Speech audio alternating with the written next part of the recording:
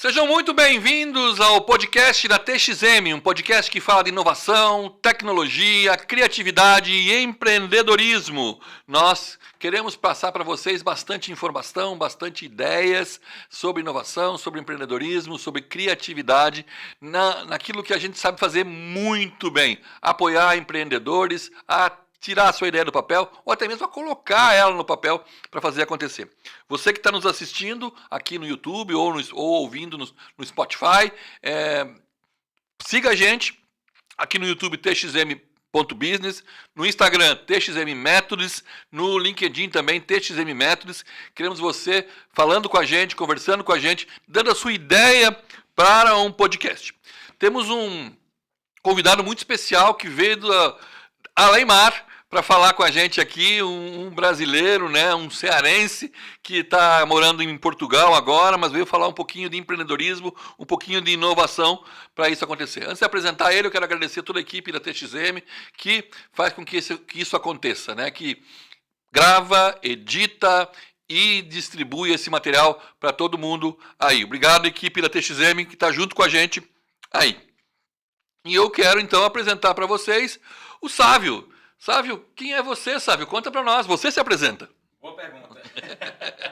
Bom, primeiramente, obrigado, professor Salomão. Obrigado à equipe TXM Podcast pelo convite. Foi muito bom ter vindo para o evento aqui em Floripa e ter recebido esse convite. Então, estou muito feliz de estar aqui com vocês. E respondendo a pergunta, quem sou eu? Bom, eu sou um cearense de Fortaleza, onde eu vivi a maior parte da minha vida, ali, a infância, adolescência. Ali pelos 20 e poucos anos de idade, decidi me mudar para fora do país e essa jornada já vai em 14 anos, 10 dos quais na Austrália, uma pequena temporada no Sudeste Asiático, Europa e hoje me encontro ali em Portugal. Então, quem sou eu se passa muito por esse DNA do viajante e, claro, trabalhei com muita coisa, não tive uma carreira muito linear na minha vida. Minha primeira faculdade foi de Geografia, mas nunca trabalhei na área. A minha esposa é geógrafa, mas também nunca trabalhou com... Ah, é? Olha que interessante. Depois fiz marketing, fui para o exterior, me especializei mais nessa área de storytelling e inovação. Legal, isso é muito legal. E eu acho que isso é o que eu venho fazendo nos últimos 5, 6 anos. E estou aqui em Floripa para o evento e está sendo um prazer estar aqui com vocês. Legal. Você falou Austrália, falou para mim da Ericeira, que eu também morei na Ericeira, mas Sim. Não é do surf, né? Não sou do surf, não sou. Nunca surfou? Cara, nunca surfei, sinceramente. Aqui em Fortaleza também a pessoa é do surf, né? Não tem ondas tão boas quanto Ericeira, mas também tem onda. Então tá.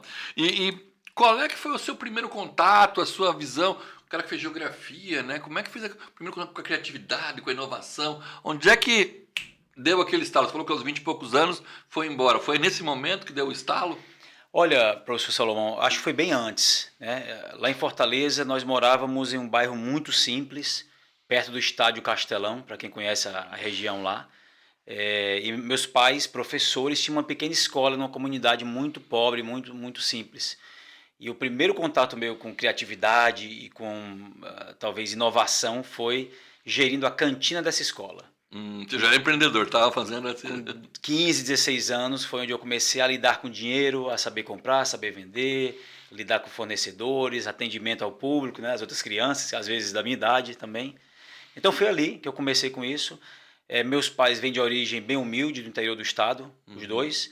Então, como nós sabemos aqui no Brasil, a vida não é fácil e nós temos que ser empreendedores, temos que ser criativos para conseguir sobreviver nesse mercado, para conseguir crescer na vida. E eu acho que a minha infância e adolescência foi muito disso. E quando eu fui para fora, aí foram outras experiências que foram me moldando ali, os próprios erros, né, e acertos da vida. Mas eu acho que foi na adolescência ali que eu tive o primeiro contato com isso. Bom, você falou que, a gente estava conversando, você falou que você não é muito linear, né? Você vai indo para lá, para cá, vai fazendo essas experiências novas aí. O que o Sávio faz hoje? Qual é que é o teu negócio, o teu emprego, o teu trabalho? Como é que você muda o mundo? Bom, boa pergunta. Hoje eu sou consultor de expansão global de uma empresa chamada Amp Vision, que é uma incubadora e aceleradora de empresas híbrida lá em Lisboa. Então, é um nome bem bonito, consultor de expansão global, mas traduzindo aqui para o bom português, eu basicamente ajudo startups e organizações a expandirem os seus negócios. Internacionalizar. Embora nós quase que não utilizemos essa palavra internacionalizar, usamos mais o termo expansão, mas basicamente é isso. E como é que nós fazemos isso? Temos uma série de produtos, como vocês têm aqui na TXM, para empresas de vários estágios, desde estágio mais embrionário, ali quase que uma pré-incubação, como vocês chamam aqui, né? Até empresas que já estão ali mais consolidadas, já cresceram, já têm uma capacidade de investimento maior. E basicamente é isso, utilizando, claro, metodologias ágeis, né? Design Thinking, Storytelling, a agilidade em geral também. Então eu estou inserido nesse meio e é por isso que eu estou aqui em Floripa para esse evento também. E você falou que você é um especialista em storytelling, é isso? Não sei se especialista é a melhor palavra não, mas eu venho estudando storytelling pelos últimos 4, 5 anos, pelo menos. É interessante que eu comecei a estudar storytelling quando eu era professor de inglês na Austrália. Eu estava sempre curioso, buscando novos métodos ou novas metodologias para ajudar os alunos a desenvolverem o seu inglês. E esbarrei nesse negócio chamado storytelling. Isso ali meio que em 2019, por ali assim. E por meio do storytelling, eu consegui ajudar os alunos a desenvolverem ali a autoestima e a desenvolver o seu inglês. E foi o meu primeiro contato. Desde então, comecei a estudar, devorar livros, fazer cursos e hoje eu aplico storytelling para startup e para marcas. E como é que funciona isso? Conta aí, conta esse segredo. Como é que funciona? Eu dou aula de branding, né? Ok. E trabalho com storytelling, claro. Então também quero aprender um pouquinho com você aí a tua experiência, a tua expectativa. Como é que o storytelling ajuda as empresas? De que maneira? Bom, vamos lá. É comprovado que as histórias impactam comportamento, né? Então a gente vê isso desde do rapaz da esquina que vende cachorro quente, que quando ele conta ali a história, quando ele fala da origem dele, ele conecta emocionalmente com as pessoas. As pessoas podem até comprar o cachorro quente dele e não do outro, simplesmente porque ele contou uma história. Isso num nível muito, muito simplista, muito simples. Startups também utilizam storytelling. A história da origem do fundador, ela impacta a mente das outras pessoas, como as pessoas enxergam aquela startup. A história da origem da startup também tem uma força, porque aquilo diz muito sobre a motivação dele, o why, né, o porquê ali do Simon Sinek, do fundador. Círculo dourado lá, né? Exatamente, círculo dourado. E assim, hoje em dia, está muito disseminada essa cultura do storytelling, né? Desde de Joseph Campbell no século passado, escrevendo sobre a jornada do herói, outros autores também como Donald Miller, né? Que mais focado em brand storytelling, que é a sua área e tudo. Mas resumindo assim, te dando uma resposta um pouco mais clara, o storytelling ele impacta comportamento e tomada de decisão. Então, quem não está contando histórias no mundo de hoje, no mundo super competitivo, com muito ruído, com muitas empresas genéricas e todas parecidas umas com as outras, quem não conta histórias cai nessa vala comum e começa a não ser lembrado, começa a ser ignorado e pode até um dia se tornar irrelevante. Então o storytelling traz essa diferenciação para o jogo, porque nós somos únicos. Da mesma maneira como o nosso DNA é único de cada pessoa no planeta, dos 8 bilhões de habitantes não tem nenhum igual ao outro. A nossa história também é única, né? Não existe nenhum outro Salomão no planeta, posso lhe garantir isso. Como também não existe nenhum outro sábio e assim por diante. Então, quando nós não contamos a nossa história, na verdade nós estamos fazendo um desserviço aos outros, porque estamos impedindo que eles se conectem conosco por meio da nossa história e decidam se querem ou não fazer negócio conosco, se querem ou não ir ao nosso evento, se querem ou não comprar o nosso livro, se querem ou não trazer a startup deles para um processo de aceleração aqui na TXM e assim por diante. Então, para mim, storytelling é diferenciação. Resumindo assim, é isso que eu acho. Você tocou num ponto que para mim é muito forte, né? No meu pós-doutorado que eu fiz em Portugal, eu trabalhei com DNA de negócios. Ok. DNA de empresas, que tem muito a ver com isso, a contar a história, né? Porque assim como o ser vivo, a empresa também quer crescer, quer ter filhos, quer, né, construir uma história, então ela precisa de um DNA também, né? Precisa de e o DNA de um negócio é storytelling. A minha história é que constrói o meu DNA. O Kotler, né, no marketing já diz, né, que toda empresa precisa de um DNA autêntico. Ter um DNA já é difícil. E ser autêntico, mais difícil ainda. Então ele precisa se construir como isso. E daí quando você fala que se eu não tiver uma história eu vou ser irrelevante, é pura verdade. Quem não tem uma história é irrelevante para a sociedade. E como é que é os famosos 15 minutos de fama, que às vezes a gente tem, ajuda a gente a construir essa história. Se a gente aproveitar bem esses 15 minutos, a gente constrói uma história que pode ser positiva ou não. E esse negócio do storytelling parece, assim, quando eu olho para você, eu vejo brilho nos olhos, né? Que você gosta muito disso, né? De fazer isso, de ajudar as empresas a construir isso tudo. Quando é que você se apaixonou por isso, por essa inovação, por contar histórias, por fazer isso? Como é que foi que surgiu essa paixão? Eu gosto muito dessa pergunta porque, dividindo aqui o storytelling em duas grandes áreas, nós temos o brand storytelling para marcas e nós temos o storytelling pessoal. E fazendo uma reflexão sobre o meu storytelling pessoal, para responder essa sua pergunta, eu tenho que voltar para a minha infância, quando eu escutava as histórias dos meus tios lá no interior. E aquilo me conectava com eles e com o local também, com o lugar. Então, eu acho que as histórias fazem parte da minha vida desde sempre, assim como fazem parte da vida de qualquer pessoa desde sempre.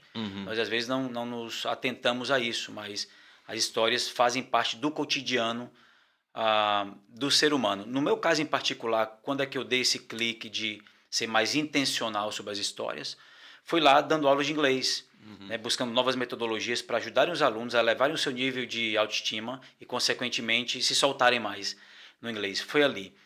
Do ponto de vista do meu trabalho hoje com inovação, foi numa especialização de empreendedorismo e inovação na Austrália, num hub de inovação chamado Sydney Startup Hub. Na época era o terceiro maior do mundo, um prédio gigante, cheio de startups, e tinha um college lá dentro, que foi onde eu fiz essa especialização, e esse college tinha muito cara de startup. Crescia muito rápido, pivotava muito rápido, os alunos, né, eu, por exemplo, todos os trabalhos que eu fiz eram trabalhos muito práticos, muito hands-on, porque eu fazia esses trabalhos na prática com startups desse hub, Legal. Né, porque eu estava rodeado de startups. Então ali eu me apaixonei com storytelling para poder vender a minha ideia, para poder comunicar a minha ideia, o meu negócio, a minha solução de tal maneira que as pessoas se sentissem atraídas a escutar mais e atraídas a querer saber mais sobre isso. Então acho que foi ali que eu me apaixonei por isso. E quando você fala da Austrália, ou você fala aqui desse college, que parece ser espetacular, não conhecia, mas deve ser muito legal, e daí você, talvez um comparativo com o Brasil ainda, porque você está meio afastado do ecossistema brasileiro, mas com Portugal, como é que está isso? Como é que está o mundo das startups em Portugal? Bom, eu cheguei em Portugal em janeiro de 2022, então faz aí aproximadamente 2 anos e meio que eu moro lá. Viajei pelo país inteiro, foi uma coisa que eu fiz questão de fazer quando eu cheguei lá, porque uma vez que eu trabalho remotamente, não preciso ficar fixo no ponto. Então, cheguei em Portugal e comecei a viajar com a intenção de conhecer pessoas interessantes e projetos interessantes. E comecei a entender disso, né? O ecossistema de startup. Eu não tinha essa noção, né? Mas uma coisa bem interessante que acontece em Portugal é que cidades, por menores que sejam, às vezes a cidade que eu moro, por exemplo, tem 50 mil habitantes. Se chama Vila Real. Conheço Vila Real, conheço. Pronto, na região do Douro ali. Estou rodeado pelas maiores vinícolas do país. É uma cidade pequena, porém, é uma cidade que tem uma incubadora. E é uma incubadora nichada no mercado do vinho. Se chama Régia Douro Parque. Então, se você for lá hoje, você vai ver indústrias de vinho, distribuidores de vinho, você vai ver até empresas de branding focada apenas em rótulos de vinhos. Então, isso para dizer que Portugal tem essa cultura de fomentar o empreendedorismo e a inovação. Cidades até menores do que a minha. Eu já fui em cidades de 20 mil habitantes que tem a incubadora lá, seja do governo, seja privada, para fomentar isso. Se esses organismos são eficientes ou não, já é uma outra história. A gente sabe que depende muito do empreendedor também ir atrás, né? Buscar, pedir ajuda, incomodar no bom sentido as pessoas e tal. Então eu vejo Portugal como um ambiente muito propício para você testar ideias. É um país pequeno, um mercado pequeno, você pode se dar o luxo de cometer alguns erros e ajustar rápido, para depois utilizar aquilo como um trampolim para a Europa. Vejo Portugal também como um celeiro ali de startups, principalmente estágio early stage, né? Estágio inicial e ali início de crescimento, depois vão para fora, acontece com vários unicórnios portugueses vão para os Estados Unidos, é normal que isso aconteça. Inglaterra também, né? Inglaterra também, é normal que isso aconteça. Agora, para lhe responder essa pergunta, fazendo um comparativo com o Brasil, eu estou há 14 anos fora do Brasil. E embora eu mantenha contato com alguns amigos, o meu feeling não é tão apurado com relação ao Brasil. Agora que eu estou aqui, de volta, depois de 6 anos, hein? Fazia 6 anos que eu não vinha ao Brasil. Porque quando eu me mudei da Austrália para Portugal... Obrigado por ter vindo aqui. Pois é. E estou aqui e estou tendo um contato maior com o pessoal do Cubo, lá de São Paulo, com o pessoal aqui da Acate, aqui em Floripa, lá em Fortaleza, né? Tem o Rapadura Valley, tem um pessoal lá bem dinâmico, então estou voltando a ter contato agora. Agora, a minha impressão é que o Brasil, se nós compararmos com Portugal em termos de velocidade de execução, em termos de competitividade, está muito à frente, não resta dúvida. O mercado é muito grande, né? Estava conversando com uma startup hoje lá no evento e apresentando a eles a empresa que eu trabalho, que é a AmpVision, como uma empresa que ajuda startups brasileiras e organizações brasileiras a expandirem para a Europa a partir de Portugal.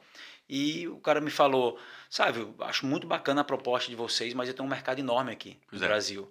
Por que eu vou me incomodar, gastar energia e tempo para ir lá para Portugal, se eu não explorei nem 5% do que eu posso explorar aqui no Brasil? Então, o tamanho de mercado é diferente, velocidade de execução me parece que é bem diferente, tá certo? E competitividade me parece que é bem diferente também. Mas lá tem muito mais startup que aqui, né? Lá tem muito mais. Eu li um relatório, né? Primeiro que eles têm mais de 150 incubadoras. Verdade. Né? E Santa Catarina, que é um estado do tamanho de Portugal, né? O estado de Santa Catarina é um estado do tamanho de Portugal, um pouquinho habitante, um pouquinho menos.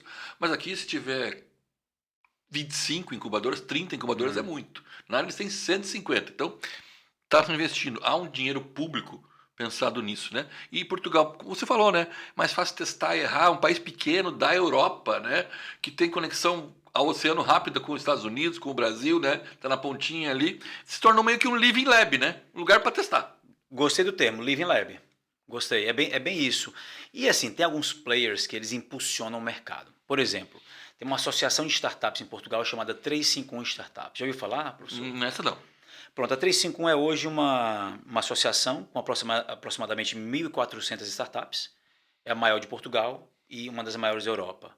E a 351 chacoalha aquele país, movimenta aquele país com atividades, com eventos. Por exemplo, agora em novembro vai ter o Web Summit, como ocorre todo ano em Lisboa. Esse ano vai ser de 11 a 14 de novembro. E a 351 criou a Portugal Tech Week, que é de 8 a 18. Então são 10 dias recheados de eventos e é um conceito descentralizado. Né? E eu sei disso porque eu sou voluntário da 351. Então estamos organizando eventos em Viana do Castelo, em Porto, Braga, Guimarães, Aveiro, Leiria, Fundão, que podemos falar sobre o Fundão se quiser, que é um case de sucesso. Fundão é um case de sucesso, né? O maior número de engenheiros informáticos por habitante da Europa é lá, né? Exatamente. E além disso... O prefeito esteve aqui, conheceu o nosso espaço. Foi? O Paulo? O Papai Noel, assim. Sim. Um cara super dinâmico, super visionário. Além disso, o Fundão tem apenas 26 mil habitantes, dos quais vem de 74 diferentes nacionalidades. Então, eles são case de sucesso em atração de talentos e empresas. Mas, concluindo a resposta, Portugal realmente tem um ecossistema muito vibrante, muito pujante, e eu concordo com você quando você fala que tem mais startups, que proporcionalmente falando, não resta dúvida, o número é bem maior. Eu acho que nem proporcionalmente, sabe? Em termos absolutos também? Em números absolutos lá é bem maior que aqui. Eu li uma matéria do... Isso eu não sabia. Números absolutos lá é maior que aqui. Isso eu não sabia. Imagina se em termos absolutos é maior. Imagina a quantidade que tem lá, né? Sim. Bom, é um modelo diferente. E essa história que você falou, que eu não tinha percebido, de ser um living lab, leva a isso, né? Porque a startup não pode ser só dos portugueses, né? Não. Tem ideia de todo mundo, né? Tá todo mundo lá, né? Sim. Portugal, apesar de ser um país de língua portuguesa, o inglês talvez seja uma das línguas mais faladas. Verdade. E posso dar exemplos como, por exemplo, assim, eu viajo muito pelo país. Né? Eu estive em 51 localidades em apenas 2 anos e meio. Adoro viajar, adoro conhecer profundamente a cultura, a comida, tomar bons vinhos e, claro, conhecer pessoas interessantes e projetos interessantes. E numa dessas minhas viagens e trabalhos, eu estive na Startup Braga, que é gerida lá por um cara muito dinâmico chamado Luiz, e fui convidado lá para o Demo Day, né, o dia final lá do processo de aceleração deles. E achei muito bem organizado, e uma coisa que me impressionou foi a diversidade de nacionalidades. Né? Startups vindo da Índia para participar de um processo lá em Braga, startups vindo do México da Espanha, várias do Brasil, né, de Portugal também, obviamente. Se não me engano, tinha uma de um outro país que eu não recordo agora, a Irlanda, não sei. Então, vi isso. E depois, eu gosto muito de analisar os números também, né? Acompanho sempre o Startup Genome, para ver o que está acontecendo a nível de Europa também.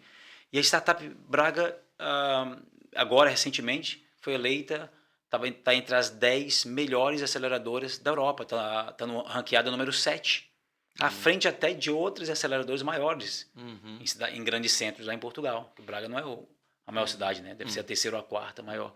Então, isso diz muito sobre o que você acabou de falar, a atração de pessoas de fora, de outros países. Eu tive lá agora em janeiro, como falei para você, né? Porque eu estou fazendo uma parceria com o pessoal de Oeiras, né? Do Oeiras Valley, né? Que eles, no vídeo da apresentação do Oeiras Valley, eles querem se tornar o maior hub de inovação da Europa. Eles querem ser o Vale do Silício Europeu em Portugal. Uau!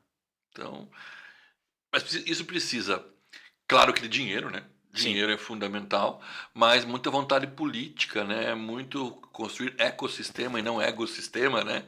Isso me parece que está se conseguindo fazer muito na Europa e principalmente em Portugal, com um diferencial competitivo, que o povo português também é um povo mais fácil de trato, né? Às vezes morei lá e também morei na Holanda e são relacionamentos diferentes, né? O português tem um pouco do brasileiro, né? Nós temos um pouco deles, né?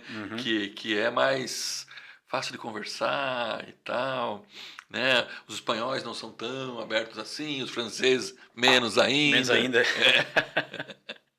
Então é difícil fazer isso acontecer. Bom, conhecendo um pouquinho você, o que você faz, agora a gente tem uma etapa aqui nossa que é o Momento TXM. A TXM é uma empresa que o T significa think, de pensar o negócio, né? Que vem desde o DNA, o X é experience, a experiência do negócio, o produto, o serviço que se entrega, e o M, o manage, que é a gestão. Então, uma empresa passa por essas três etapas. O storytelling ela tem que pensar, gerar uma experiência e fazer a gestão, senão ela morre. Então, o TXM diz tudo isso. Então, momento T. Uma frase, uma palavra, uma imagem que te inspira. Que me inspira? Bom, eu diria que contar histórias é facilitar para que outras pessoas se conectem com você. Então, eu penso muito sobre isso, sobre contar histórias. Eu acho que as pessoas devem contar mais histórias. Tem até uma grande autora chamada Lisa Cron, de storytelling, que eu sigo, americana, e ela fala, quando você conta uma história, você torna o mundo um lugar mais conectado. Boa, boa. Guarda essa aí, hein? Guarda essa aí. Momento X. Uma experiência que te marcou. Experience. Ter vivido fora do Brasil, na Austrália, ter chegado na Austrália com pouco dinheiro, sem contatos, sem amigos e sem falar inglês, foi uma experiência que me gerou muita resiliência e eu utilizo aquela experiência, tenho utilizado na minha vida inteira desde lá, né? Desde 2011, que foi quando eu fui para lá. Então, ter me colocado fora da minha zona de conforto de maneira muito abrupta foi uma experiência interessante. Legal o que você falou agora, né? Cheguei lá sem falar inglês e depois virou professor de inglês. Correto. No intervalo de 6 anos, dei aula na escola onde eu fui aluno. E fui colega de trabalho do meu antigo professor. Boa, ótimo. Momento manage. Uma regra, uma ferramenta, não vale dizer storytelling, não vale dizer, tá? Uma ferramenta de gestão que você recomendaria. Boa. Eu utilizo muitos frameworks, mas um que tem me ajudado muito ultimamente é um framework de alinhamento de expectativas. Eu percebi que as pessoas são muito empolgadas e muito entusiasmadas e às vezes começam projetos sem terem expectativas alinhadas. Ou às vezes o alinhamento de expectativas é feito muito, como eu chamo de palavras ao vento. Não está escrito, são só palavras. E está todo mundo, beleza e tal, vamos para frente e tal. O entusiasmo é legal, mas hoje em dia eu não começo nem um jogo de futebol sem usar essa ferramenta, que basicamente são 4 perguntas, né, que as pessoas envolvidas no projeto têm que responder no frameworkzinho do Excel. Todo mundo responde em tempo real ali, simultaneamente, leva 5 minutinhos e fica escrito ali. A primeira pergunta é: o que você espera desse projeto? A segunda pergunta é: o que você quer ganhar com esse projeto? A terceira pergunta é: qual será a sua contribuição para esse projeto? E a quarta pergunta é: qual é o seu principal papel nesse projeto? As pessoas escrevem aquilo, depois todos leem de todos e dizem se está ok, se concorda ou não. Daí começa. Hein? Daí começa o projeto. E aí começa o projeto. Então essa ferramenta tem me ajudado muito a clarear as coisas no início do projeto e aquilo acaba impactando o projeto como um todo até o final. Você falou que vai definir as expectativas, né? Exato. O que você espera de cada um que está participando Exato. do projeto. E é super simples, que é o mais importante. Agora, todo podcast tem ping-pong, né? Ok. Um filme. Um filme, eu sou fã do Gladiador. Tá? E uma música? Uma música, eu gosto muito do Hotel California. Ok. Um livro?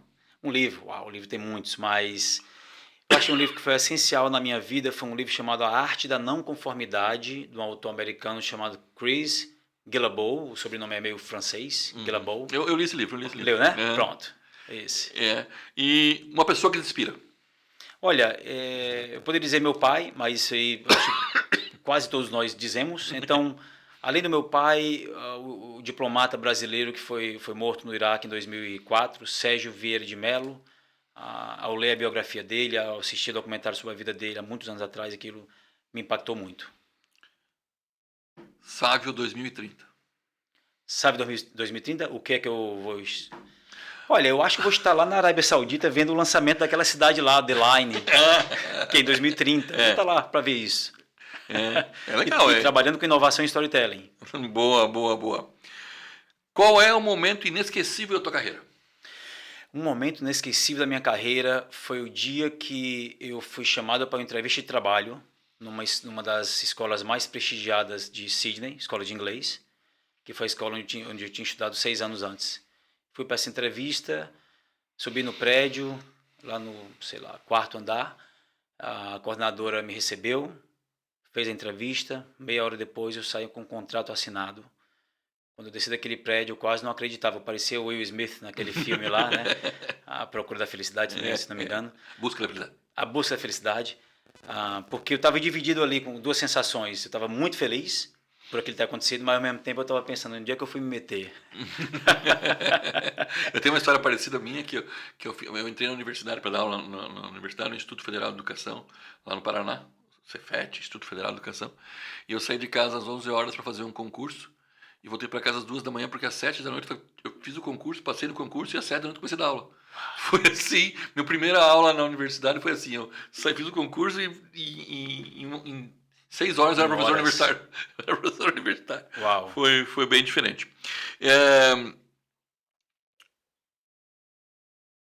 Como é que você busca aprender? Onde é que você pega conhecimento? Olha, eu sou muito fã da escutativa e da observação, aprender com os outros, não partir do princípio que eu estou sempre certo, muito legal. Isso que eu gostei do termo ecossistema, né? Não é legal? Não. Então, isso me ajuda muito, escutativa e não partir do princípio que eu estou sempre certo e mudar de ideia rápido quando perceber que está errado. Isso me ajuda muito. E a IA? IA, boa pergunta. A IA, eu tento acompanhar, tá certo? Eu não me considero especialista, fiz alguns cursos, tento acompanho também no nível macro os comentários de especialistas e pessoas altamente capacitadas, como por exemplo o Yuval Harari, quando ele fala o que é que vai acontecer. Ele fala que nós, pela primeira vez na história da humanidade, não sabemos como é que o mundo vai estar daqui a apenas 10 anos, que antes nós tínhamos pelo menos uma previsão aproximada, hoje em dia não mais, né, porque fugiu um pouco ali do controle, mas eu acho que veio para ficar, é irreversível, e felizmente ou infelizmente nós vamos ter que nos adaptar, do contrário vamos ficar para trás. IA conta história? E a conta história, né? Porque ela traz ali, ela reúne uma inteligência coletiva ali, né? Então ela reproduz histórias. Sendo bem sincero, não sei se ela consegue criar a história do zero, mas provavelmente sim a essa altura. Estamos aqui em 2024, acho que sim. Conta. Agora tem um debate muito grande, né? Sobre a capacidade do ser humano de criar histórias com nuances muito profundas e muito específicas, comparado com histórias muito genéricas e pouco profundas e pouco específicas que às vezes o ChatGPT, principalmente a versão grátis, cria. Mas sim, IA conta histórias. O que é sucesso para você? Sucesso para mim é ter paz de espírito quando eu vou dormir à noite, é ter controle do meu tempo, conseguir preservar o meu tempo, a minha energia, estar rodeado de pessoas boas. O financeiro é importante, claro que é importante, mas é um pouco disso tudo que eu falei. Onde é que eu acho o Sávio? Bom, Sávio Meireles, sou muito ativo no LinkedIn, no Instagram sou menos ativo, mas também estou lá. Mas se procurarem Sávio Meireles no LinkedIn, eu vou estar lá quase que diariamente contando histórias e tentando ajudar empresas e pessoas a também contarem suas histórias e conseguirem melhores resultados por meio do storytelling. E tua mensagem final para aquele povo que está te vendo lá? Bom, minha mensagem final é: contem histórias, pessoal, porque quando nós não contamos histórias, as pessoas não nos notam, as pessoas não podem se conectar conosco e não podem conhecer o nosso trabalho profundamente. Então, contem as suas histórias, encontrem um meio, se é YouTube, se não gostam de vídeo, pode ser escrito, existem vários formatos, mas contem a história de vocês para o mundo, que as pessoas certas vão gravitar até vocês, porque elas vão se conectar com a história de vocês. Então, essa é a mensagem final que eu deixo. Obrigado, Sávio. Obrigado por ter vindo aqui, obrigado por usar o nosso espaço aqui. Você que está assistindo, né? Pode encontrar também o Sávio lá no nosso... Ele vai ter o acesso lá no YouTube, né? TXM Business, no Instagram TXM Métodos, poder mandar perguntas para ele. Ele vai achar lá, vai ver, vai responder vocês. Nós estamos aqui. Muito obrigado à equipe TXM, muito obrigado a todos aqui. E aguardo vocês, assistam o nosso podcast, mais de 80 podcasts para você assistir, se divertir e aprender muita coisa com a gente. TXM Métodos, mudando o mundo de baixo para cima. Obrigado.